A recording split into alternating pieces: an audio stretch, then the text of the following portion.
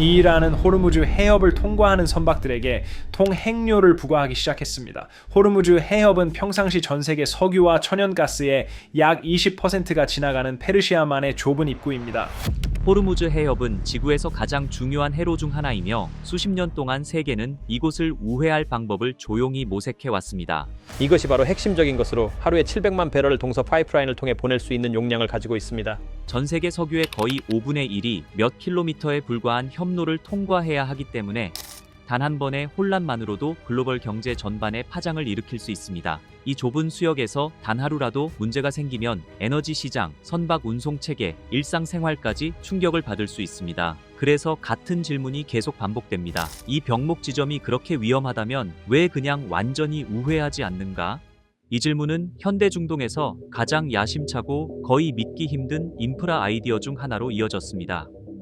오만의 산맥을 뚫고 만든 거대한 인공 운하, 이를 통해 유조선이 호르무즈 해협을 완전히 건너뛰고 곧바로 공해로 나갈 수 있다는 구상입니다. 이론상으로는 탁월한 계획처럼 들립니다. 하지만 현실은 아마도 지금까지 상상된 인프라 구상 중 가장 비용이 많이 들고 어려운 프로젝트 중 하나일 수 있으며 잠재적 비용은 1천억 달러에 이를 수도 있습니다. 이 아이디어가 사라지지 않는 이유를 이해하려면 먼저 호르무즈 해협이 얼마나 터무니없이 중요한지 알아야 합니다. 매일 막대한 양의 석유가 이란과 오만 사이 좁은 수로를 통과합니다. 이곳은 페르시아만에서 나오는 유일한 해상 출구이므로 사우디아라비아, 이라크, 쿠웨이트, 카타르, 아랍에미리트 같은 국가들은 모두 에너지를 세계로 공급하기 위해 해협에 의존합니다. 단순한 교역로가 아니라 글로벌 에너지 시스템의 중심 동맥인 셈입니다. 세계 석유 소비량의 약 5분의 1이 이 단일 통로를 통과합니다. 그런데 그 의존성의 규모는 실제 물리적 크기를 보면 더욱 위협적으로 다가옵니다. 해협의 가장 좁은 지점은 약 33km에 불과합니다. 그러나 실제 운항 가능한 항로는 양방향 각각 단 3km 뿐입니다. 즉, 지구에서 가장 큰 선박 중 일부가 막대한 석유를 싣고 거의 겨우 편안하게 지나갈 수 있는 수로로 몰리는 셈입니다. 이것은 중복이 아니라 집중입니다. 그리고 집중은 취약성을 만듭니다. 그래서 호르무즈 해협은 항상 병목 지점이라고 불립니다. 단순히 지리적 이유 때문이 아니라 취약성 때문입니다. 이 지역에서는 유조선이 억류되거나 손상되었고 군사 순찰과 직접적인 충돌도 있었습니다. 모든 것이 기술적으로 열려 있더라도 단지 혼란 가능성만으로 보험료가 오르고 시장은 불안에 휩싸입니다. 에너지 시장이 불안해지면 그 공포는 여기서 그치지 않습니다. 연료 가격, 운송 비용, 결국 전 세계 일상용품 가격으로 확산됩니다. 그것이 호르무즈가 위험한 이유입니다. 단순히 좁은 것이 아니라 좁음이 곧 파급력을 갖는 것입니다. 당연히 국가들은 의존도를 줄이려 했습니다. 사우디아라비아는 아라비아 반도를 가로지르는 송유관을 건설해 홍해의 항구까지 연결했습니다. 아랍에미리트는 호르무즈 해협 밖의 후자이라로 향하는 송유관을 구축했습니다. 이는 작은 프로젝트가 아니라 진지한 대안 구축 시도를 의미합니다. 그러나 이들을 합쳐도 유조선으로 운송되는 석유의 일부만 처리할 수 있을 뿐입니다. 선박은 여전히 필수입니다. 그래서 세계는 계속 호르무즈로 돌아옵니다. 여기서 꿈이 시작됩니다. 오만 북부 끝에는 무산담 반도가 있습니다. 자연 요새처럼 호르무즈 해협으로 뻗은 거친 땅입니다. 지도를 보면 이 아이디어는 거의 즉시 설득력이 있습니다. 페르시아만과 오만만 사이의 거리가 비교적 짧은 구간이 여러 곳에 있습니다. 그래서 질문이 거의 저항할 수 없을 정도로 매혹적이 됩니다. 만약 단순히 뚫는다면, 만약 페르시아만을 떠나는 유조선이 호르무즈를 거치지 않고 인공 운하를 통해 바로 공해로 나갈 수 있다면, 평면 지도상으로는 이 구상이 탁월해 보입니다. 우아하고 명백합니다. 그러나 평면 지도는 속입니다. 무산담은 평탄한 사막이 아닙니다. 하자르 산맥의 일부로 이 지역에서 가장 험난하고 가혹한 지형 중 하나입니다. 날카로운 석회암 봉구리가 해안에서 급격히 솟아 있으며 일부는 해발 2000m 이상입니다. 모든 것이 달라집니다. 이것은 준설 장비가 모래를 조용히 제거하는 프로젝트가 아닙니다. 산 전체를 폭파하고 절단하며 재형성해야 하는 프로젝트입니다. 규모는 점진적이지 않고 지질학적 수준입니다. 게다가 운하 자체도 소규모일 수 없습니다. 지구에서 가장 큰 선박, 특히 초대형 원유 운반선을 수용할 수 있어야 합니다.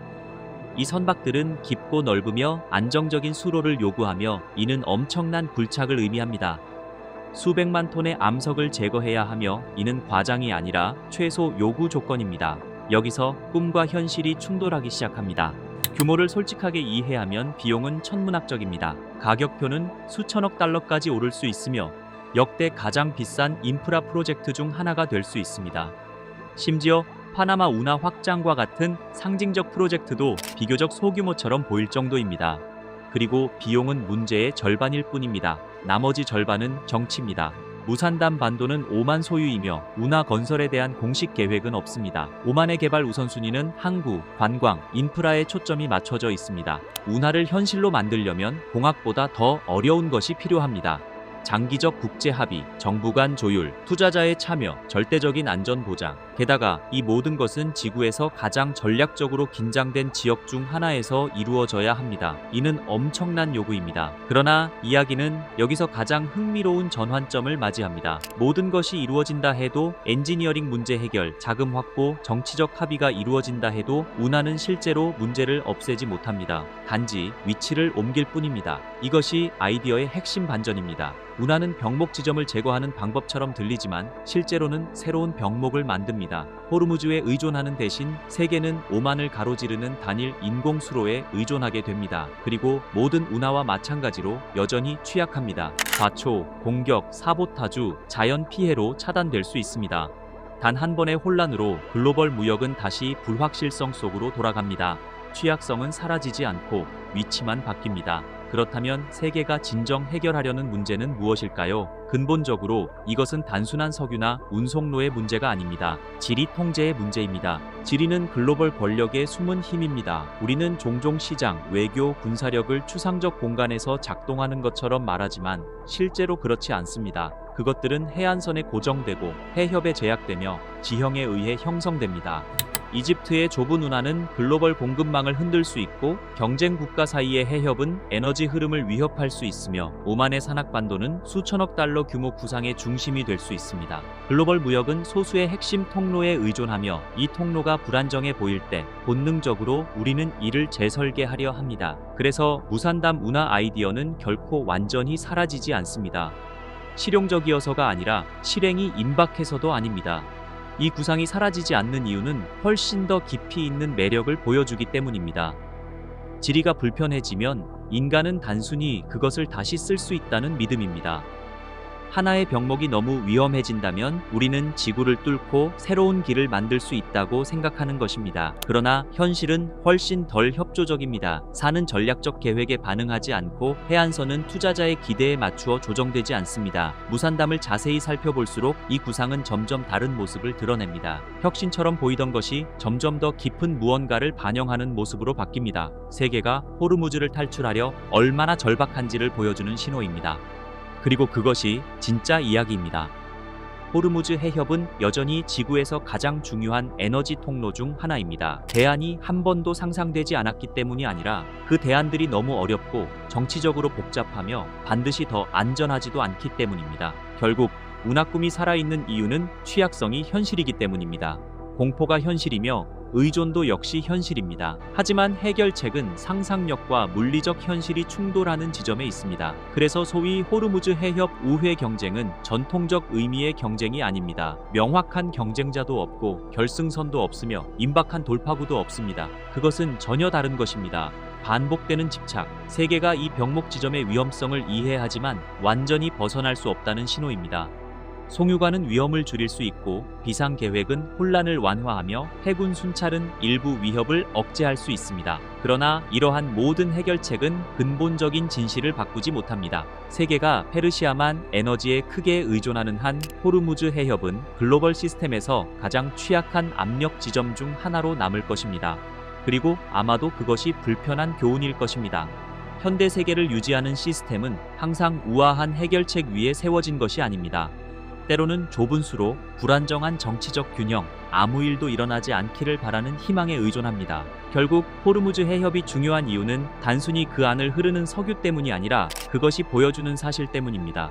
현대 세계가 얼마나 노출되어 있는지, 단 한 개의 좁은 통로, 압력받는 한 지역, 단 한 번의 혼란으로 전 세계에 영향을 미칠 수 있다는 사실 때문입니다.